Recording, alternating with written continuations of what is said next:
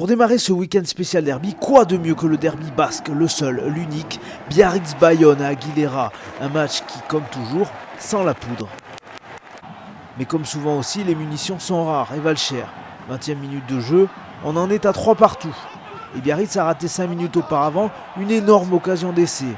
Des Biarros qui s'enhardissent et qui sont sous le coup d'un avantage pour un hors-jeu d'Antoine Battu. Thomas Sinegel fixe la défense bayonnaise dans l'axe, puis Pierre Bernard vise un intervalle et accélère, mais il est bien repris, l'ancien Toulonnais.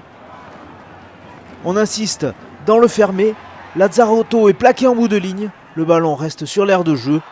Maxime Lucu veut finir le coup en solitaire, Jarsveld veille au grain, Monsieur Ramos revient donc à l'avantage et Pierre Bernard porte la marque à 6-3.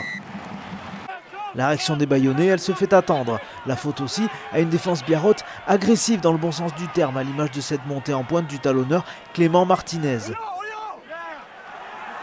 Mais agressive dans le mauvais sens aussi, juste après, avec un plaquage très haut de Bertrand Guiry sur Romain Barthélémy. L'action se poursuit. Oulaye joue les perce-murailles devant Vakasegou, il est arrêté à 5 mètres de l'embut. Aretsigounis veut y aller tout seul, mais il perd le ballon en tombant. Retour à la pénalité donc.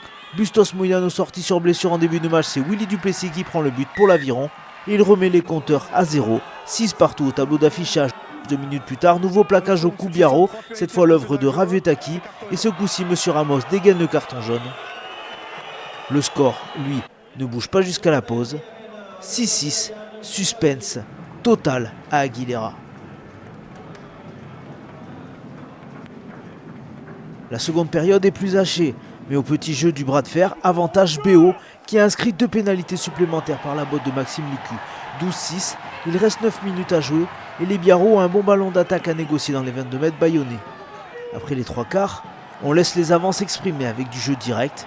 La deuxième ligne, Saint-Gerbastien fait parler son tonnage. On est à 5 mètres de la ligne et on insiste avec du jeu à une passe. Monsieur Ramos doit faire la police dans les zones de ruck. Et il sanctionne finalement Abdel Boutati. Une aubaine pour Maxime Lucu qui inscrit la pénalité du break.